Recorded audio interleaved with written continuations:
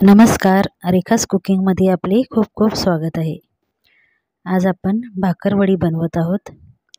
त्याच्यासाठी 2 वाटे आपण बेसन पीठ घेतले आणि 1 वाटी गव्हाचं पीठ घेतले.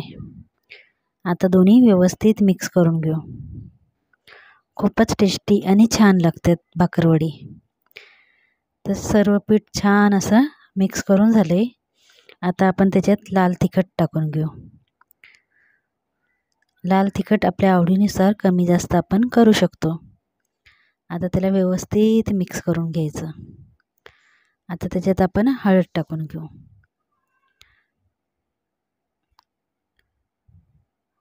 त्याच्यात धना पावडर सुद्धा टाकून घ्यायचे. आता चवीनुसार मीठ टाकून घ्यायचं.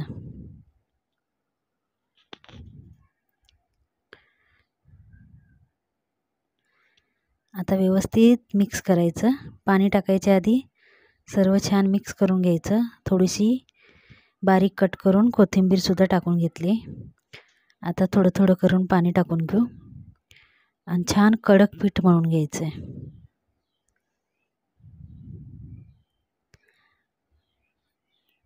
आता पीठ मळायला 5 ते 10 मिनटं लागतील. थोडं थोडं करून पीठ टाकायचं, कारण बेसन पिठात जास्त पाणी लागत नाही. तर छान असं पीठ मळून रेडी झाले. आता 5 ते 10 मिनटासाठी आपण त्याला छान असं मळून घेऊन झाकून ठेवायचं आहे. तर छान पीठ मळून रेडी झाले. त्याच्यावर थोडंसं तेल टाकून घेऊ आणि त्याला तेल लावून असंच ठेवायचं आहे 10 मिनटासाठी. आता पीठ छान भिजते तोपर्यंत पिठाला लावण्यासाठी मसाला रेडी करू. तर आपला घाटी मसाला घेतला आहे 2 चमचे आणि त्यातच आपण लाल तिखटसुद्धा टाकून घेऊ. लाल तिखट आपल्या आवडीनुसार घ्यायचं, किती तिखट पाहिजे त्या हिशोबाने. त्याच्यात चवीनुसार मीठ टाकून घेऊ आणि तेल टाकून घ्यायचं. आता त्याची छान अशी चमच्याने पेस्ट रेडी करायची. म्हणजे आपण जेव्हा ती लाटू ना तर त्याच्यावर ही बेटर लावून घ्यायचं.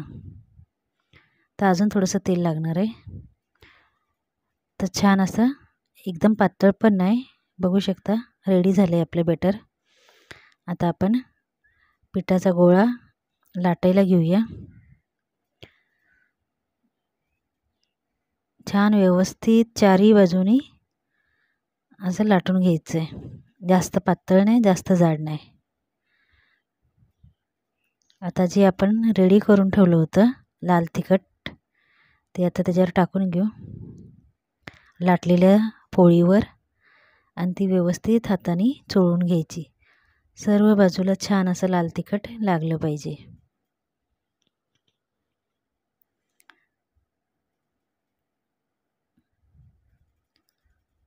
तर छान चारही बाजूला आपण व्यवस्थित त्याचं पेस्ट लावून घ्यायची लाल तिखटची.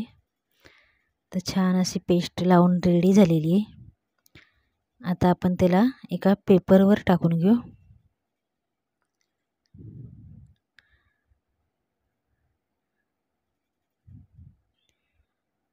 म्हणजे खाली पडलं पेपरवर पडेल. आता त्याच्यात आपण सर्वप्रथम खसखस टाकून घ्यायची. सर्व बाजूला खसखस छान अशी चिकटली पाहिजे. सर्व काना कोपऱ्यास छान अशी खसखस लावून घ्यायची. आता त्याच्यावर आपण खसखस लावून झाली, तीळ टाकून घेऊ.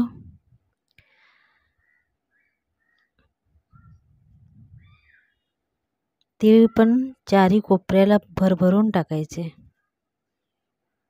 आता लसूण बारीक चिरून घेतलेलं लसूण आहे, ते पण असं टाकून घेऊ. छान व्यवस्थित सर्व बाजूला लसूण झाला पाहिजे. आता हिरवी मिरची बारीक कट करून घेतली, ती सुद्धा टाकून घेऊ. छान अशी हिरवी मिरची सुद्धा आपण टाकून घेतली. आता कोथिंबीर आहे, ती सुद्धा छान व्यवस्थित सोडून घेऊ. कोथिंबीर सुद्धा टाकून झालेली आहे. आता आपण त्याच्यावर खोबऱ्याचा किस आहे तो सुद्धा व्यवस्थित चारी बाजूला लागला पाहिजे. छान असं टाकून घ्यायचा. एकसुद्धा कानाकोपरा सोडायचा नाही. छान अशा पोळीवर आपण खोबरं टाकून घ्यायचं आहे.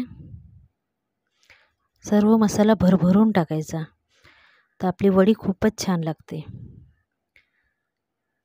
तर छान असं सोडून झालेलं आहे. तर बघू शकता मसाला एकदम पूर्ण टमटमीत भरून घेतला आहे आपण. आता त्याला रोल करून घेऊ. एक साईड उचलायची आणि त्याला अशी दाबून घ्यायची, म्हणजे काय होईल, आतला मसाला बाहेर येणार नाही. तसंच उचलायचं, परत असे दुमटून परत दाबून घ्यायची. अशी दाबत दाबत आपण त्याचा एक रोल रेडी करून घेऊ.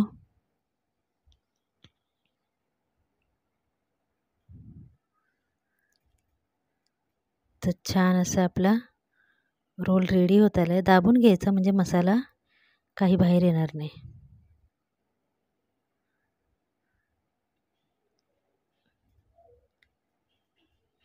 तर पहिलं त्याच्या आपण कडा बंद करून घेऊ. तर आपला रोल रेडी झालेला आहे. त्याच्या कडा बंद करून घ्यायचा व्यवस्थित.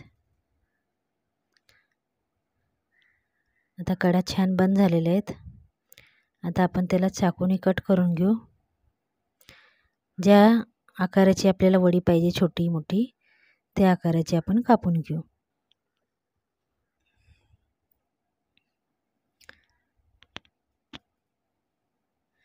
तर आता आपण छान अशा त्रिकोणी आकाराच्या, चौकोनी आकाराच्या कापून घेतल्यात. त्याला अशा दाबून घ्यायच्या, म्हणजे आतला मसाला बाहेर येणार नाही. तर छान अशा सर्व दाबून रेडी झालेले आहेत. आपण त्याला आता वाफायला ठेवूया. तर कढईमध्ये खाली पाणी ठेवले आणि वर चाळणीला तेल लावून त्याच्यात वड्या उकडून घ्यायच्या आपल्याला 10 ते 15 मिनटं छान. आणि छान अशा उकडून झाल्या की थंड झाल्यावर आपण त्याला तळून घ्यायचे. तर रेडी झाल्यात आपल्या घरच्या घरी भाकरवडी. तर कशी वाटली रेसिपी सांगायला विसरू नका.